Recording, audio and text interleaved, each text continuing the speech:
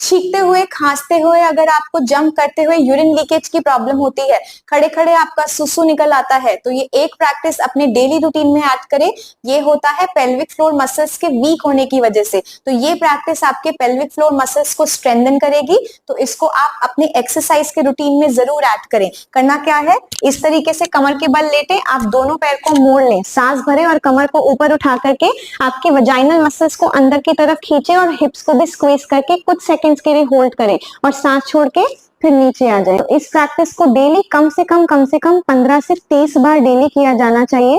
इस वीडियो को उनके साथ शेयर कर दें जिनको यूरिन लीकेज की प्रॉब्लम है और इस तरीके की वीडियो के लिए फॉलो जरूर करें।